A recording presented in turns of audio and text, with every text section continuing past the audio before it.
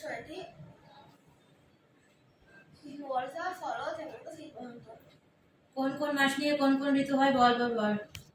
ভাদ্র, আশ্বিন গ্রীষ্মকাল, বৈশাখ জ্যৈষ্ঠ গ্রীষ্মকাল, আষাঢ় শ্রাবণ বর্ষাকাল, ভাদ্র আশ্বিন শরৎকাল, কার্তিক অগ্রহায়ণ হেমন্তকাল, পৌষ মাঘ বর্ষাকাল না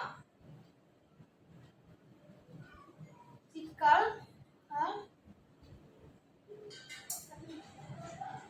ফাল্গুন চৈত্র হলো বসন্তকাল। কোন ঋতুতে বেশি গরম পড়ে? গ্রীষ্মকালে, কোন ঋতুতে বেশি ঠান্ডা পড়ে? শীতকালে, কোন ঋতুতে বেশি বৃষ্টিপাত হয়? বর্ষাকালে, কোন ঋতুকে ঋতুরাজ বলে?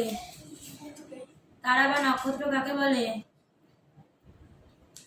চলমান নক্ষত্র এখানে ছাড়া আলো তারপর পাঁচটা মিনিট করে আলো করতে দেখা তাহলে চালাবো। ও বলে পড়তে বইছে ও। নক্ষত্র বা তারাগুলিকে অত ছোট দেখায় কেন? শুনেছি কেউ অনেক দূর আছে বলে হচ্ছে দেখা। নক্ষত্র মণ্ডল কি? নক্ষত্রমণ্ডল মন নেই। কোনো নক্ষত্রকে একত্রে একটি নক্ষত্রমণ্ডল বলে। আমরা আকাশে কি কি নক্ষত্র মণ্ডল দেখতে পাই? আমরা আকাশে কালপুরু সপ্তর্ষি মণ্ডল প্রভৃতি নক্ষত্রমণ্ডল দেখতে পাই। সপ্তর্ষি মণ্ডল কাকে বলে?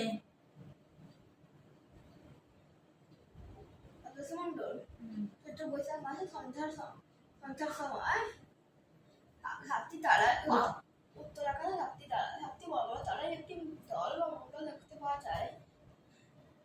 এটি দেখতে আমাদের জিজ্ঞাসুদের মতো পাঁচটি নামান্তরে গঠিত যদি না করতে হতো সপ্তর্ষি মণ্ডল। ধ্রুবতারা কি? আমি জিজ্ঞাসা ছিলাম আমার ধ্রুবতারা কি? এখন লাগবে না। ধ্রুবতারা কি?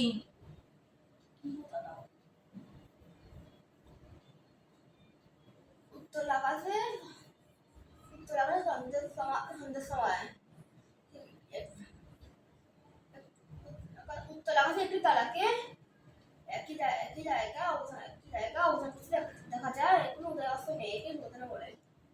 লঘু সপ্তর্ষি মণ্ডল কাকে বলে? ধ্রুবতারা কাজে ছয়টি তারার একটি দল বা মণ্ডল দেখা যায়। হ্যাঁ, দল বা মণ্ডল দেখা যায়, একে লঘু সপ্তর্ষি মণ্ডল বলে। কালপুরুষ কি? শীতকালে সন্ধ্যার সময় শীতকালে সন্ধ্যার পরে কতগুলো তারা কোথায়? পূব আকাশে। পূব আকাশে কতগুলো তারার একটি দল বা মণ্ডল দেখা যায়। জমণ্ডলকে ঝলমল করতে দেখা যায়।